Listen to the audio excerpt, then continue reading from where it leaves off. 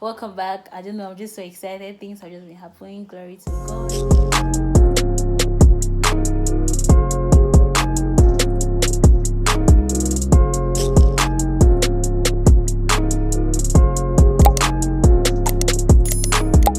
So, as the title says, we're going to be talking about cancer. Okay, why is cancer bad? Please drop your comments. Tell me why you think cancer is bad. And now ask an obvious question, but I'm going to be explaining in a scientific way why cancer is bad. What's actually cancer? Cancer cells are just normal cells in the body that have refused to die. Yes, because every time our cells are constantly being replaced. The cells we had when we were born, in fact, the makeup we had when we were born, it is not the same makeup we have now, except maybe for our brain. Yeah, all the cells, talking about the stomach, the skin, the liver, any cell except the brain cells are different. So our cells are constantly dying and constantly being replenished so that new ones can come up. That's why when you have an injury, a wound, cells multiply and the wound is covered. You have noticed now. I'll talk about one in a different video. Yes. So that's what happens. But for in cancerous cells, what happens is these cells refuse to die. Yeah. They just still are now. They're not dying. They're sitting there. They don't die. So when a cell dies, you have to wonder before a cell dies through the process of apoptosis. Apoptosis, you can Google it, I'll put the word there. It's just a mechanism or a process by which the cells die. They die on their own. Yes. So cancerous cells don't undergo apoptosis. They don't. They just keep replicating. And the thing about these cells is they replicate very fast. That is another thing. They don't die and they replicate very fast. They are normal cells, but their genetic makeup has just been mixed up. So their replication process has also been mixed up and they replicate very fast. So how do you now know if it's a cancerous cell? Mostly if it's a cancerous lump or from just a physical examination, you will notice that firstly the thing is rough. Like when you touch it, I'm just trying to just touch my body and just trying to show you, but how do I try it like a stone? Like a rough stone.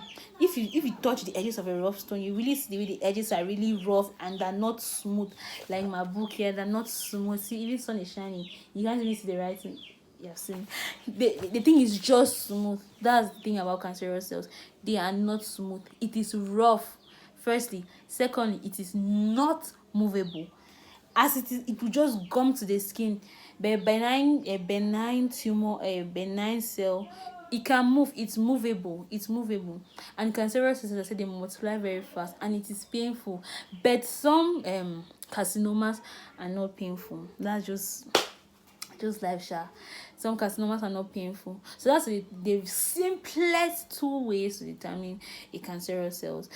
And I've told you, cancer is just a normal cell in the body that just makes you has just refused to die. So what are some of the things that can change the genetic makeup of these things? Firstly, we can inherit carcinogens if you have a family history or your family has a history of people that are dying of intestinal cancer, breast cancer, brain tumors, breast cancer.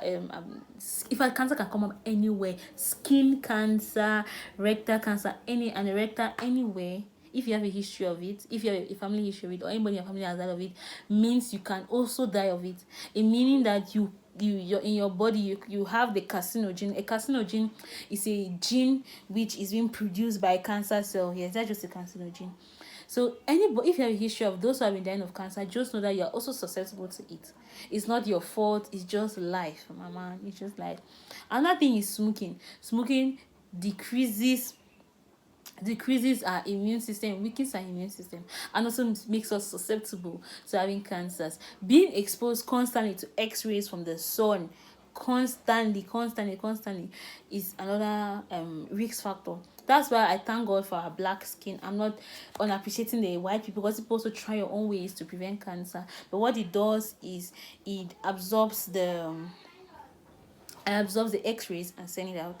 Yeah, so that is it. This is some of the risk factors. Also, consumption of alcohol, excessive amounts of alcohol also predisposes us to cancer. Eating a lot of canned foods, they save these foods with a lot of carcinogens.